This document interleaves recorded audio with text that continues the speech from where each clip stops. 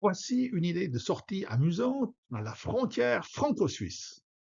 Nous sommes à la cure dans le Jura vaudois. On voit ici le bâtiment de la douane suisse. Et voici celui de la douane française.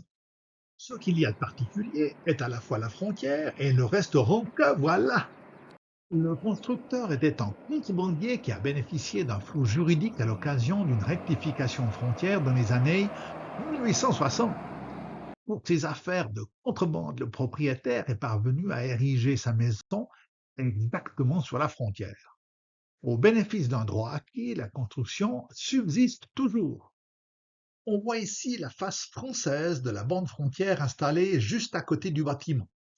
Elle est tout à fait intéressante. En effet, l'emblème gravé est un aigle. C'est logique, car à l'époque, la France était un empire régi par Napoléon III. Il n'était donc pas question de drapeau tricolore.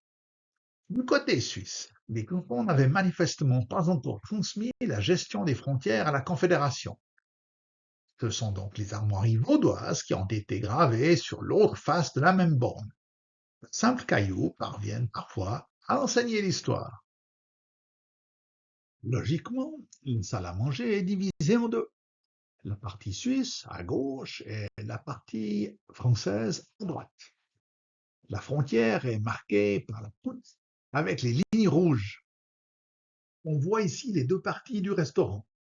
La vocation contrebandière du bâtiment a gardé toute sa valeur puisque pendant la Deuxième Guerre mondiale, un certain nombre de personnes ont pu passer de la France à la Suisse à la barbe de l'armée allemande, qui, elle, n'est jamais rentrée dans la partie gauche du restaurant.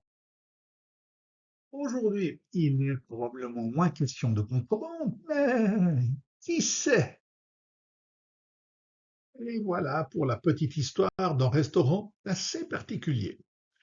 J'aime bien ces anecdotes. Alors, à une prochaine fois pour une nouvelle aventure.